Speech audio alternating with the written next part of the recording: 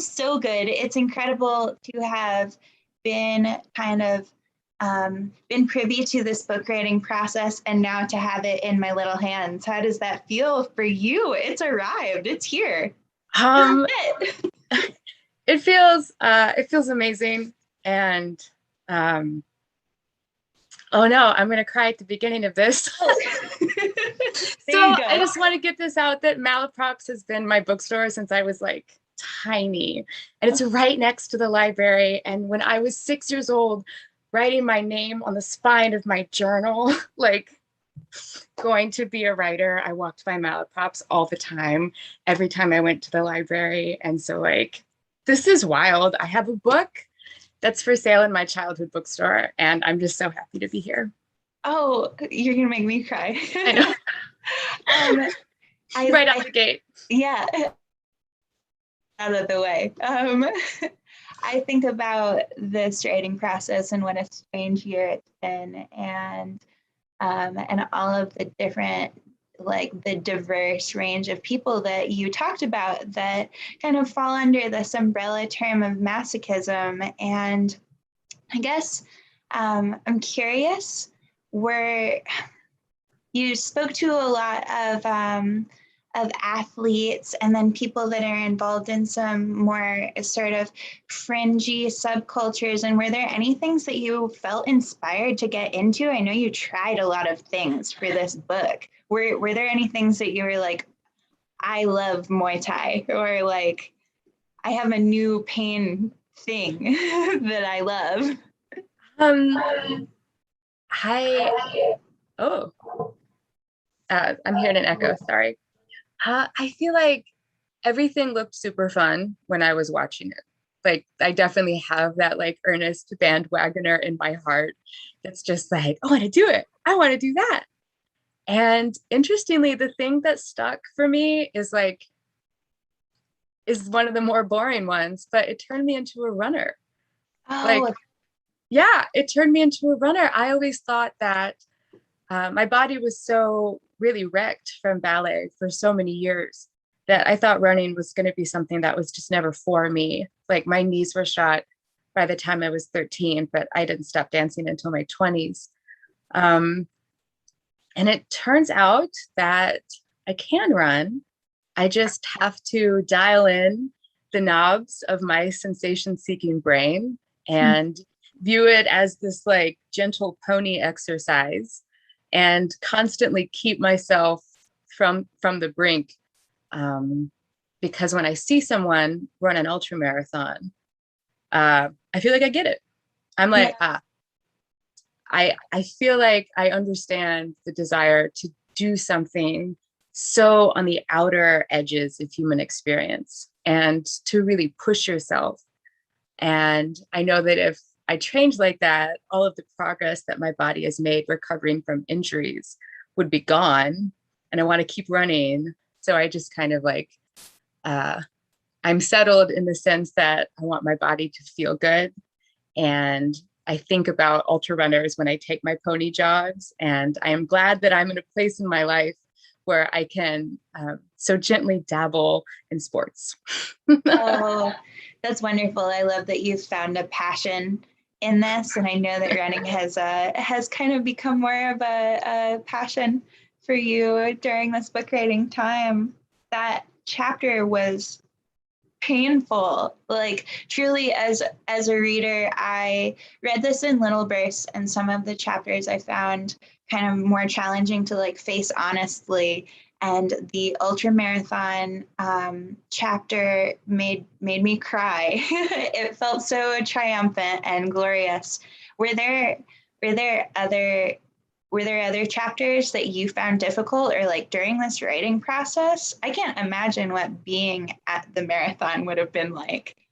So yeah, for people who haven't read it yet, there's an entire chapter in the book that takes place at an ultra marathon. And I went to go watch, and the specific ultra marathon doesn't have an ending. It's just over when everybody quits, and it's a lap. And I did not sleep while I was there. It was a 3-day race. And it was so hard to watch. It was so hard to watch because, like, on the one hand, absolutely fascinating. I mean, these are people that are just like in another world. I felt like some sort of monk just like witnessing this exorbitant display of pain. And like on the one hand, very cool that it happens, but like, should people run ultra marathons? Like, people do die doing these sometimes. Like, it is such a high level kind of extreme instance of this sport that like I'm definitely fascinated by it, but I do feel reservations about its existence at times. And I think that's true for so many things that humans get into with their bodies. You could say that about football, you could say that about ballet. It's not like super specific to running. It's just that this one instance of running that far really was like, this is incredible to watch. Should I be here watching it? And like, that's a really weird situation to kind of report from and write from. It was really cool to get to talk to the runners about it too. So Yeah, wow, that I think that question too, because so many of these things that cause these people pain are also have an audience. An audience seems like a component of a lot of the activities that you were able to witness. And I think that's a really poignant question to ask, like, what is it that inspires us about watching people go through this process? And not simply for athletes in this book, but also for performers, and then for people going through spiritual processes as well. The community component of pain seeking and searching and experience is something we don't really think of in terms of masochism. So I loved that was a question that you were willing to ask yourself. What is my role here as an observer?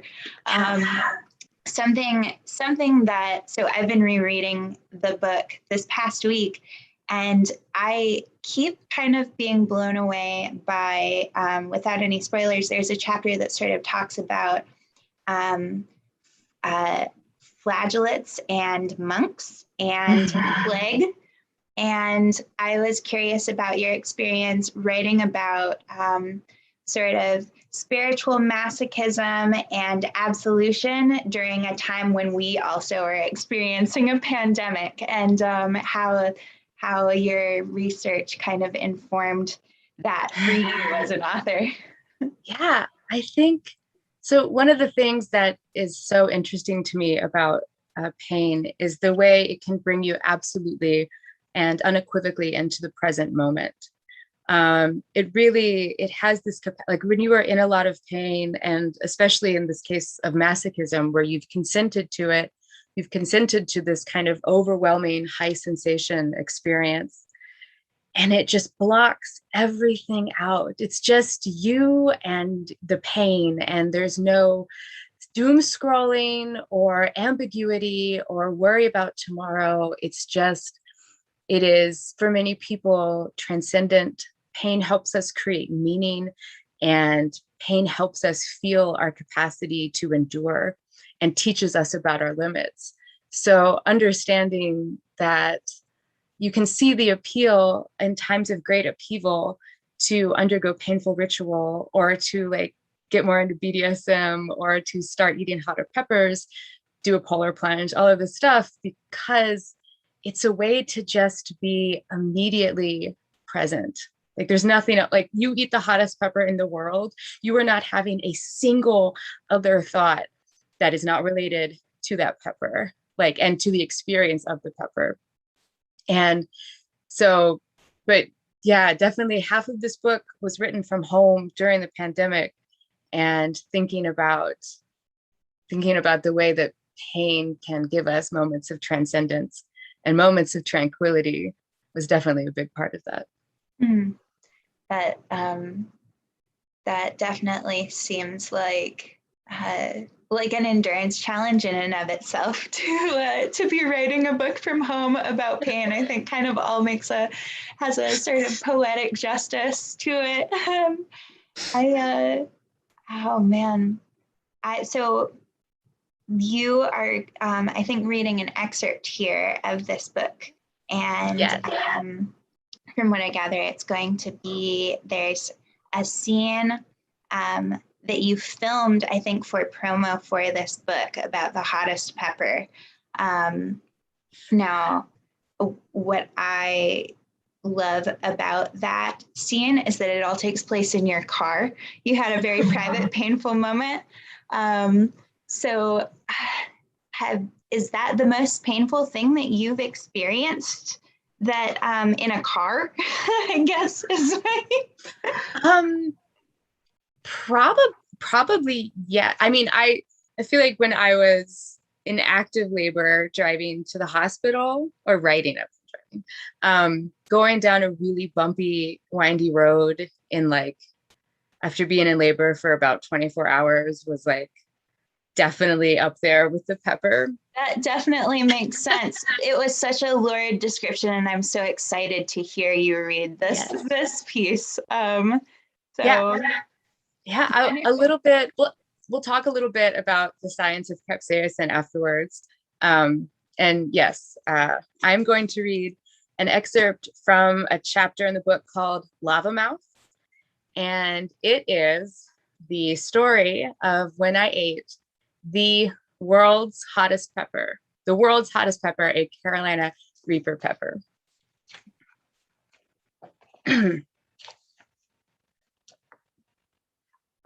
After recording the experience on my phone, I realized that I was going to have to come up with a more reader-friendly way to describe the sensation other than 12 straight pages of the word no, repeated in different fonts and sizes over and over and over and over and over again for about as long as it takes to read the word no for 45 minutes, the approximate duration of my pepper journey.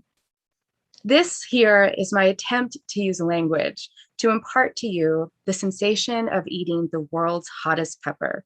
But please know that in my heart, I am simply screaming, no, no, no, no, no, no, no, no, no, no, no, no, no, no, no, the entire time that you are reading this, or in this case, listening to it, until that is the part where my brain starts screaming, yes.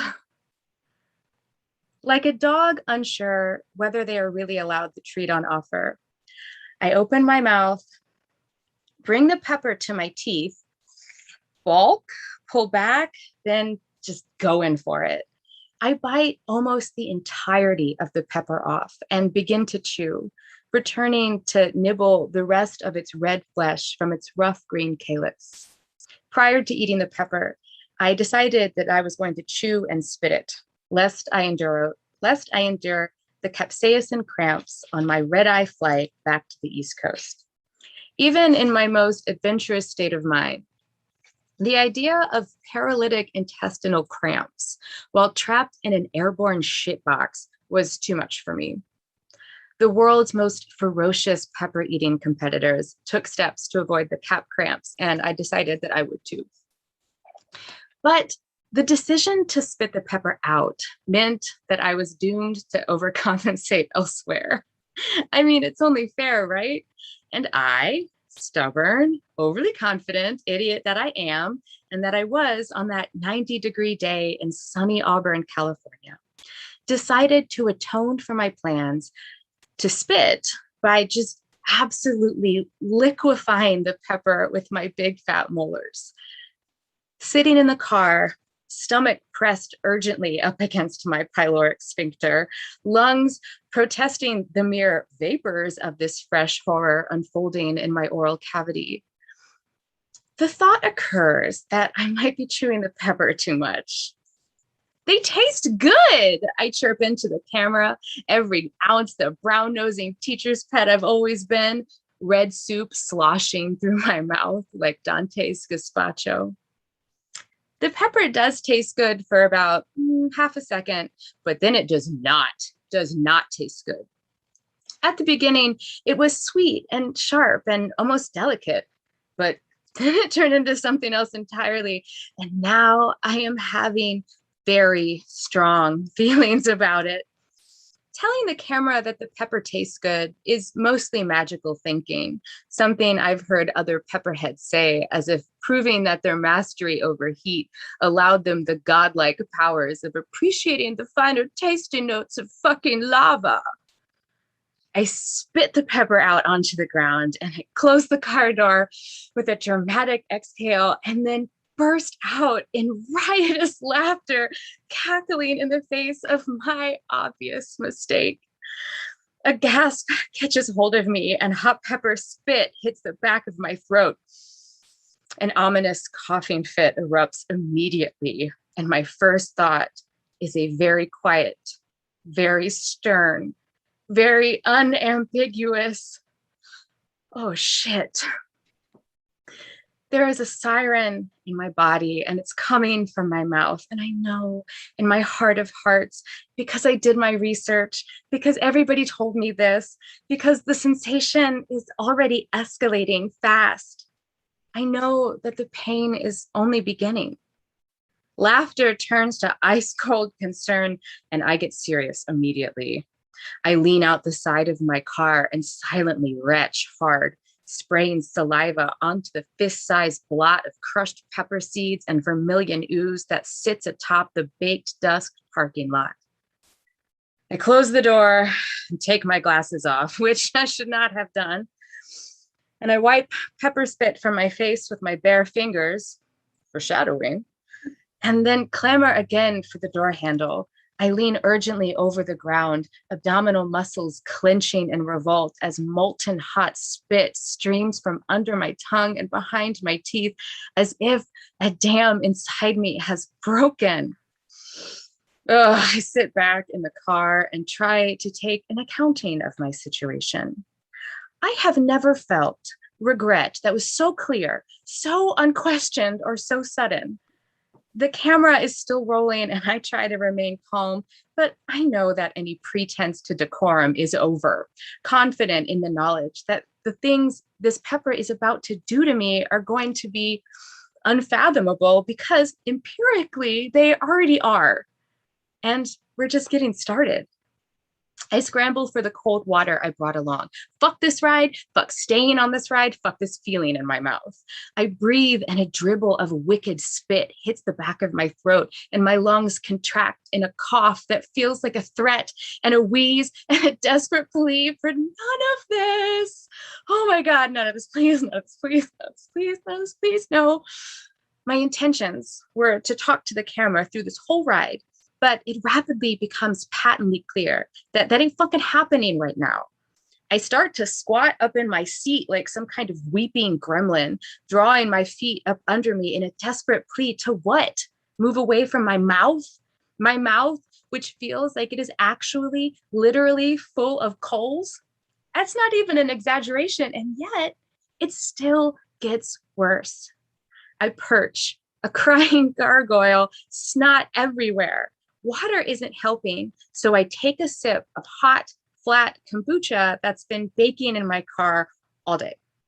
This somehow makes the pain worse and full of needles, and I shake my head immediately as if I could just dislodge the experience before it embeds as a memory. Despite having ardently sworn to avoid this very act, I take my fingers and I put them directly and fully and wholly into my eye. I do not realize what I have done. It is true slapstick, an earnest performance of a previously considered bad decision. I told myself that I would not do that. And the second I wanted to, I did it anyway. Because of this, my left eye and its surrounding area learns to speak a whole new language composed solely of ways to say, fuck you, as loudly as possible, as quickly as possible, without ceasing. The heat in my mouth is climbing, and everything in my face is screaming. So I start to do Lamaze breathing. I am coming unraveled. I take a sip of cold water, and it brings the horrible heat into my throat, but does nothing. nothing for the spice. I take another sip. I mean, a different bad sensation is better than the same bad sensation, I reason, because I would do anything to get away from the literal portal to hell unfolding in my mouth. Anything. I mean, just come here and punch me in the face so hard that when I wake up, there is peace. How will I describe this? My idiot brain wails, screaming like an infant. I begin to rock my body back and forth. I am lost in this, the heat pouring through my mouth and down my throat. I try to breathe, try to think, but I can't. I am losing to this. I am losing myself here. I am slipping. I try to talk to the camera, but I can't. Try to make sure my face is in the frame, but why? I am sliding out of the reality that contains this camera, this parking lot attendant, reasonable social decorum.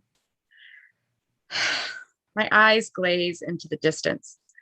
After retreating to inner space with eyes closed, fingers pressed, I feel it coming. It's getting worse. And I start quiet, deliberate bargaining with myself as if I could think my way out of this. This will end. You just have to breathe through it. You've given birth before, which took a lot longer and was worse. This will end. The sensation feels unsurvivable. It feels scary and dangerous and infinite. I know that this whole ordeal will only take about 40 minutes, and then it will be over. And I hold that truth in my brain like a tether to reality, just 40 minutes.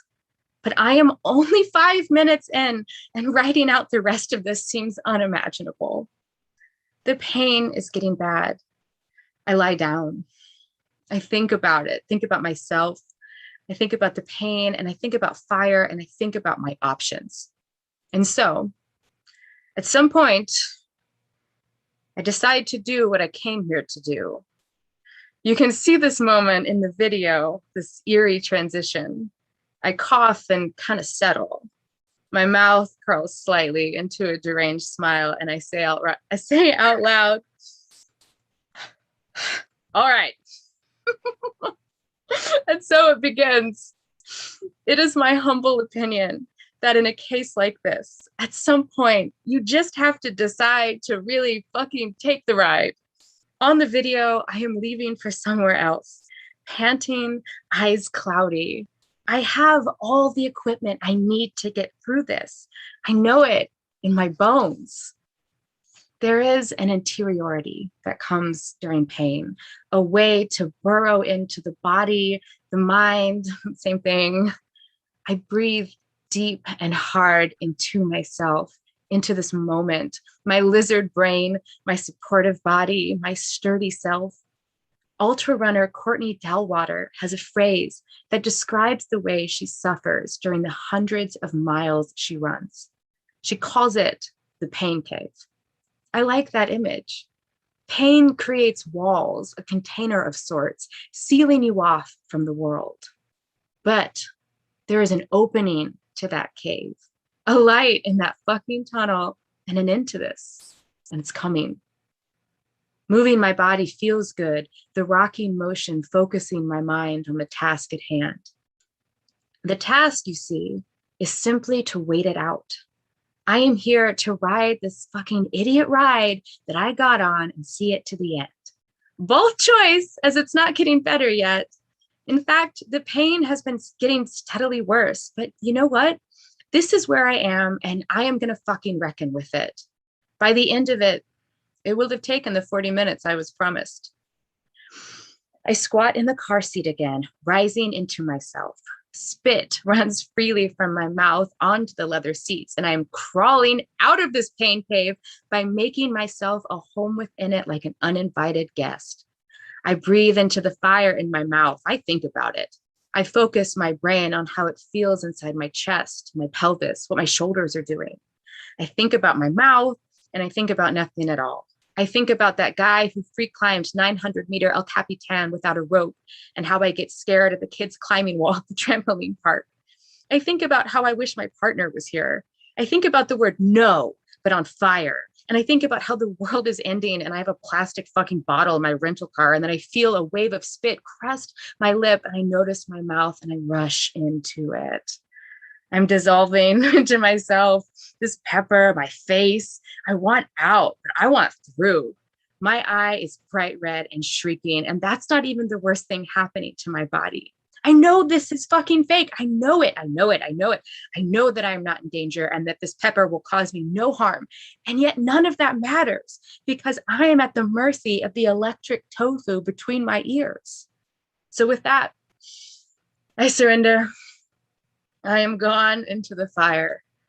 I clench my fists and I pant and I snarl and I root down to the base of the screaming in my mouth. I bear down and I take it and I take it and I like it. And I start to fucking smile because I know that in this moment, I'm going to ride this monster all the way to the end. It's my fucking monster and this is my fucking party. And so moments later, when it starts in the part of my stomach where butterflies are felt, that exact spot. It comes and it surges through my body too fast. It knocks me stupid and I scream and crumple into my seat, sliding onto my back, clutching my chest. It feels like a hot bath, good drugs, the color pink, but also the color red, having a nosebleed directly onto a puppy, coming to after fainting, and being electrocuted with a cattle prod, but in a good way. It feels like all of these things at the same time, and I rub my throat and ready myself to accept the true gift of the Carolina Reaper pepper. My body's pain response floods my system and I am on fire and I'm just fucking incapacitated with joy. I laugh and I shriek and I shake my head back and forth so hard my teeth rattle. I writhe and shiver and thrash about. I soak it up like a sponge and I wring it into my mouth and I gargle it with relish. I am elated, victorious, lost miles from the cave, alone in the stratosphere. I fully feel like I am rolling and I wiggle in my seat, unable to conceal my joy with stillness. It is rapturous. The pleasure comes in cresting waves and I stand in the surf and I let them crash onto my triumphant body. My breathing slows. I wallow into myself, lingering in the animal recesses of my body, skin damp, hair matted, lips swollen. I rest my body in it. And when I am finished, I climb back out of the clouds and into the dusty parking lot, and I am happy. Oh, oh, I love that. I love that passage. It is such a stunning description of this unknowable sensation. And I love that it happened in a hot car parking lot, this transcendent experience that you had. So you later go on and sort of explain the brain science and psychology of this pepper pain. Can you explain to me the things that you learned a little bit and how we can conjure this like weird, like experience of fire and metal in our bodies by eating a pepper? Totally. So the thing about capsaicin is it's a heat mimic. And so when you take a bite of a pepper, there's a molecule in the pepper that will bind with the nerve fibers that alert to heat. And so when you have capsaicin in your mouth, your brain thinks that this is a hot liquid. This is like you are burning. This is fire. And it's not. And notably, mint, like peppermint, works in a similar way, except they don't cancel each other out. So like mint is like a cool temperature mimic, and feels a little unfair. Yeah. Well, the thing is, if you try to undo a capsaicin mistake by eating a mint, you will just make icy hot in your mouth, and none of the sensations will decrease. Oh no. Right. So pain itself is always entirely 100% subjective. There's no currently there's no test that someone can do to know exactly how much pain you are in, and it's something that your brain creates for you anew each time. And it's not like a one-to-one sensation to pain ratio.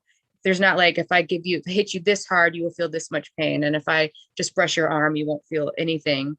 It really depends on your emotional state. If you're expecting pain, the context of your situation, where you are, what you are doing, and if it's like, and your level of arousal. So you have this like whole weird playground that can be accessed if by consenting to aversive experiences. You know, you get the pain, and then you also get your body's kind of biochemical pain relief. So your endorphins, which is short for endogenous morphine, and your endocannabinoids, which is like kind of the same thing for cannabinoids.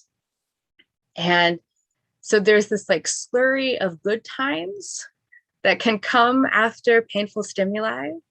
And that is kind of at like the core of or one of the things at the core of pain on purpose, because you can, you go for a really hard run, do an ice plunge, eat a hot pepper, and kind of use your body like a little playground for a moment.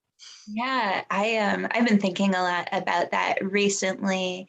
And I think you can see that in that passage, how as you come through this experience and develop a different relationship with this pepper pain specifically, the joy in that experience helps with the severity of the pain that you're feeling. And maybe it didn't feel that way at all, but it definitely felt better to read the sort of joyful surrender to that pain. And there are those same moments when we read about runners kind of getting into the motion of that marathon, and also the Muay Thai fighter that you interview, and kind of the like, I think about her laughter as she's being hit, and sort of the way that it became clear to me that the people in this book have developed a friendship with the painful stimuli that they're experiencing, and how much that makes a difference. Yeah. Well, there is no masochism cannot exist without consent, right? Otherwise, it's just suffering. So, like the idea that deciding to engage with something painful creates a container for it that influences your expectations of it. We use pain to create meaning, to test our limits, to feel something fun, to be curious. And the act of consenting to the aversive experience gives you the power to kind of start to decide what that's going to mean for you, and what it would mean for you to get through it, and what it would mean for you to like be like, actually, I'm going to bounce, which is also super legit too. And honestly, full disclosure, if I could have like tapped out of that pepper, I probably would have. But I did my research. I wanted to eat it. I wanted to get on the ride. I knew what I was getting into. I knew I wasn't in danger. I knew it would just be like a lot of pain and then like good drugs. And it was. So I think it's really interesting. I think when people, there's a misconception around masochism, or especially around sexual masochism, where people confuse it with abuse. And violence against a body is definitely abuse if the person hasn't consented to it and it's not something that they want. And pleasure works the same way. If I want ice cream and I eat ice cream and I love it, it's great. But if someone like force feeds me ice cream, I'm not going to have a good time. And I kind of use that as an example for people that have a hard time understanding how the kind of playground of pain is just as consensual and intentional and can be fun. Oh, well, I found it definitely really enlightening. And I think I actually am using some of the strategies that you describe in this book, not so much strategies, but these components of our relationship with pain to change the way that I feel pain. So for instance, I paper cut recently the things that you share in this book about where pain comes from in the body. I found so interesting. And so have learned about like applying pressure in different ways and different stimuli that makes a difference in changing the way that the pain reaches our brains. I don't know, would you be interested in talking a little bit about that network of pain upwards and then face pain backwards? Because it comes from two places. Who'd have thunk? So like basically, every like all the pain, all the nociceptors are like the receptors that alert to pain. And so you have all these nociceptors in your body that come up to your brain, except the ones in your face have a different branch entirely. So they go straight back instead of like going down and joining the rest and kind of coming back up. What you mentioned was really neat. It's kind of called pain gating. And so when the nociceptor, you have a painful stimuli, your nociceptor fires, and there are a couple different speeds at which these messages, these electric messages, can go across your nerves up to your brain. But it is a thing. It's like a movement. You can time it. And so if you have a cut, a lot of people will grab it. And it's great because what you're doing is you're creating sensation in other nerves around your cut that are then kind of competing for real estate of the attention of your brain. Now your brain is not just focused on the cut, it's also focused on this, and these nerves are also firing, and it can kind of help loosen the kind of myopia that the brain gets on a painful thing. And that's why, like, sometimes when people really hate getting a shot or a finger prick or something, they will have them be distracted with a different sensation, because the hyper awareness of anticipating pain can make the pain worse because your brain knows that it's coming and wants to keep you safe.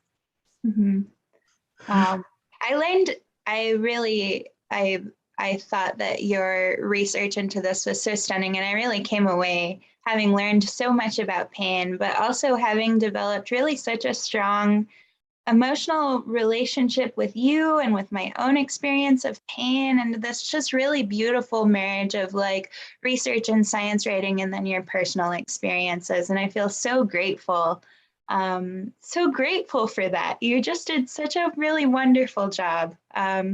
I thought this book was lovely, and thank you. Thank you. Yeah. Leigh, it looks like we actually have some questions that I'm going to read to you now. So from Colleen Laurie, she says, or they say, how did you choose which painful activities to cover or experience yourself for the book? So you saw a lot of different activities, but some you engaged in. And then please, would you tell us about your experiences with leaf-nosed bats? Yes. So full disclosure, Colleen was the editor for this book. And hi, Colleen. Colleen was an incredible editor and was such a pleasure to work with. So it's very exciting that she is here. In terms of what I chose to do, I will be honest, there were things that I was going to do that I didn't get to because of the pandemic. But that actually turned out to be fine because it kind of took things in a different direction. But I tried to do things that I thought would be fun and non-damaging in the long run, and that I hadn't done before. Like getting to do research. I mean, writing a book is such a privilege. And getting to do this research and spend all this time just like thinking about this thing and obsessing and reworking and rewriting, like, I mean, what a treat. This is amazing. And so the polar plunge, I did a polar plunge for this, and that was like, I actually really hate the cold. So like out of all the things in the book, I hated that the most, but that was societally, like, considered culturally one of the lesser big deals. But to me, I was just like, and the peppers, like I always wanted to try it. And so what better experience than to just like make it my job for this book. And leaf-nosed bats. So bats are really cool because they are closely related to primates-ish, not like super close, but compared to like other animals, bats and primates kind of near each other.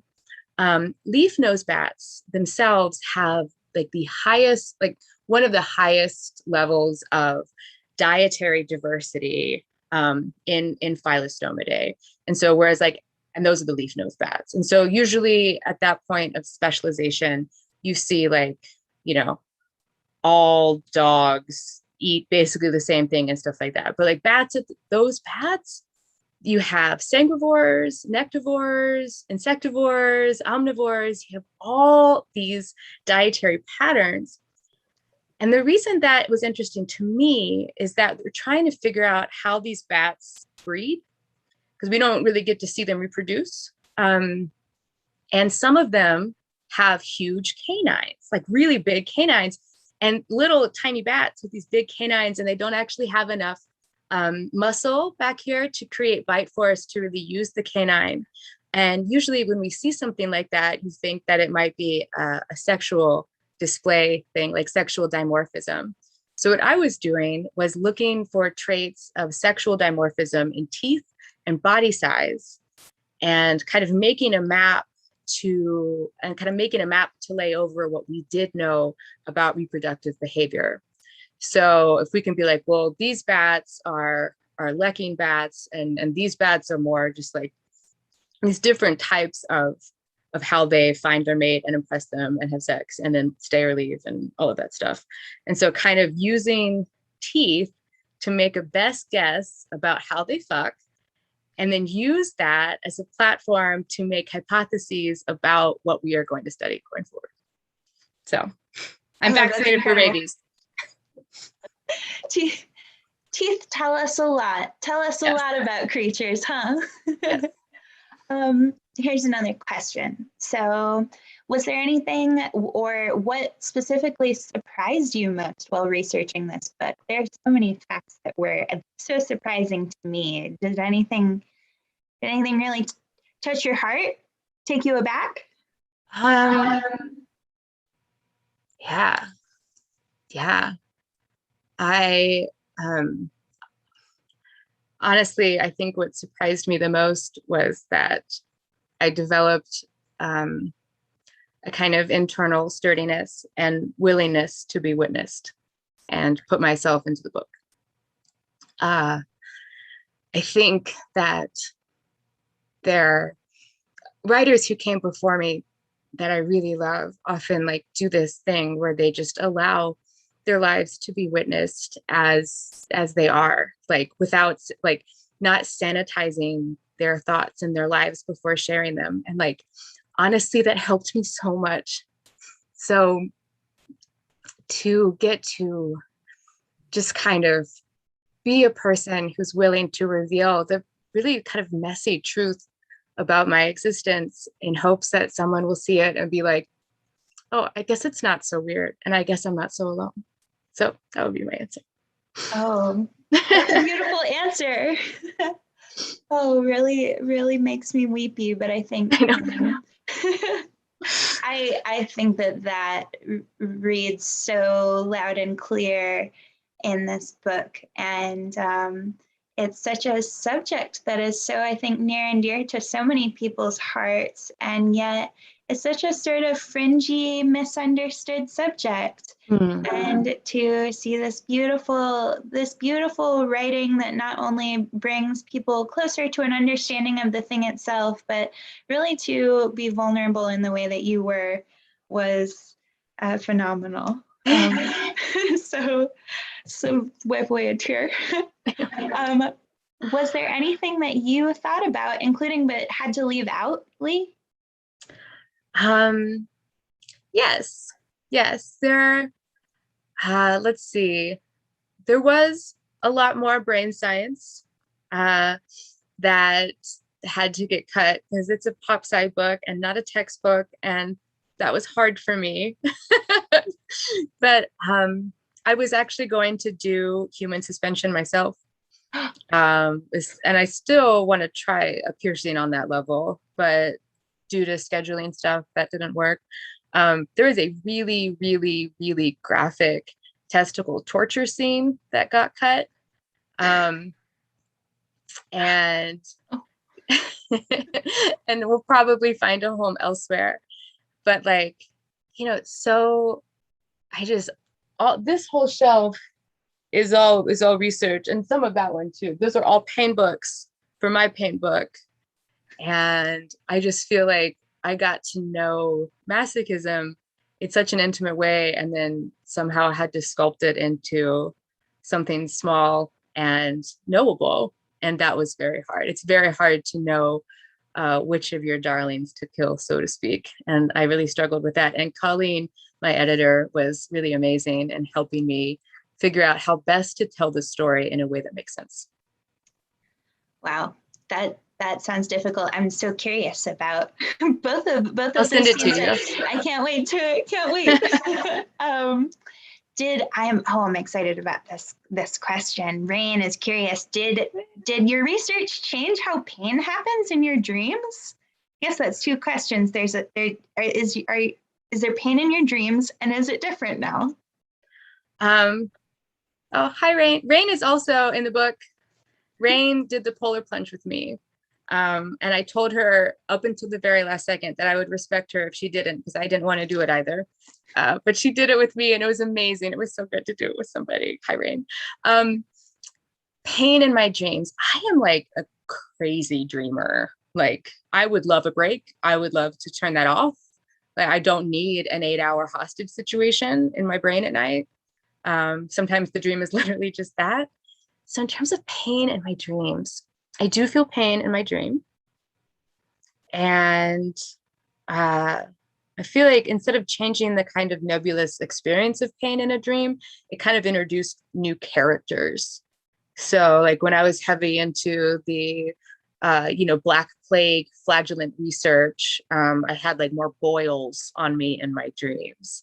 And was like, and when I was doing a lot of research on cold, I would have like dreams of like abandonment in like a tundra and just be like miserable for what felt like 2 days, and then wake up like, morning, I guess I'm refreshed now. So, but it definitely crept in that way. Oh, that's funny. Probably you were like, this was the time that I should have chosen to write about like comfortable blankets and like nice, good smells. Do you feel pain in your dreams? Oh man, I think that's a great question. I dreamt I had a concussion the other day and I fell right on my head.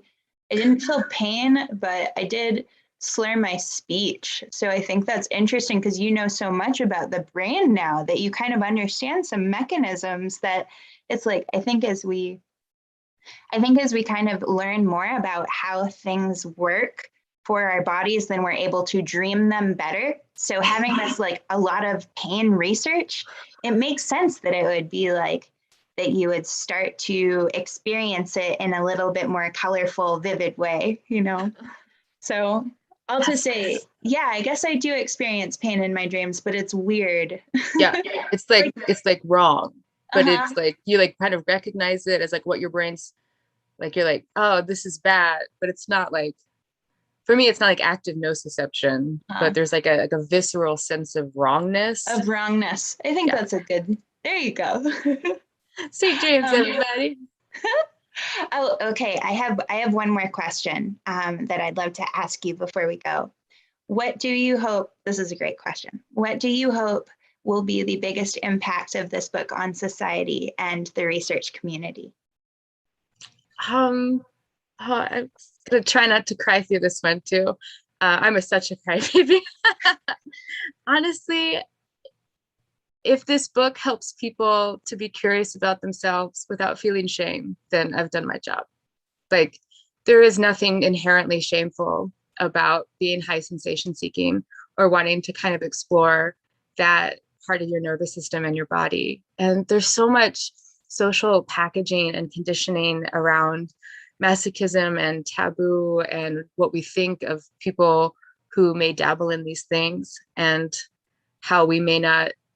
It's so hard. It's so hard to be treated like a freak for something that has been so normal and common for humans for as long as we've been keeping records. Like, people have been dabbling in pain on purpose for all sorts of reasons for like as long as we've been around.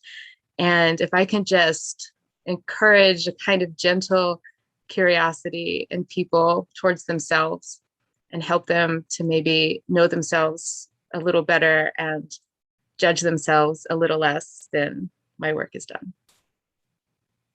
Well, I think this is an excellent, really beautiful, really beautiful first step in sort of making high sensation seeking and pain on purpose something that people really can honestly look at and joyfully look at. And you presented a book so full of strong, kind, creative, curious people, and you yourself are one such person. So so exciting. Oh, thank you. I feel so privileged to get to have spoken to you about this, and it looks like we are just about out of time. So let's go ahead and invite Stephanie back in. Yeah. And, thank you so much, Leigh. Oh, thank you, Darien. It was a pleasure. Oh, I'm sorry to interrupt there. No. Thank you both. You get sort of complimentary Malaprops folks this evening, Patricia at the beginning and me at the end. And so Leigh, first of all, congratulations again on the publication of your book. And I just want to say thank you for sharing your thoughts and feelings about Malaprops at the beginning. It was incredibly touching. We love being a place that people love and have, sort of feel connected to. We love being a community space and hosting local authors, hosting all, authors from everywhere, but, particularly folks who have gone from someone who hangs out in the store and shops at the store to someone who has a book published and on the shelves of the store and who does an event with us. So so thank you for sharing that. We're happy to host you. And I know that this is not exactly the same because we're here virtually, but it keeps everyone safe and we still get to spend some time together. And this conversation has been wonderful. So I know that the folks who are joining us remotely have enjoyed it as well. And we appreciate both of you for spending this time with us this evening. Thank you so much for having me. It's been a real pleasure. You are most welcome. Darien, thank you for your wonderful questions and for being with us. And thanks again to everyone out there. Going to go ahead and put in another plug. If you have not purchased a copy of Hurts So Good yet, we ask that you, thank you, Darien. We ask and thank you, Leigh. Please pick it up from your local independent bookstore, even if that's not us. And if it is us, we thank you. And Leigh is going to be signing and personalizing copies. So get your order in with Malaprops if you would like a signed copy, and we will get that out to you. So thanks again, Leigh and Darien, and thanks again to everyone who's joined us this evening. Please stay safe and well.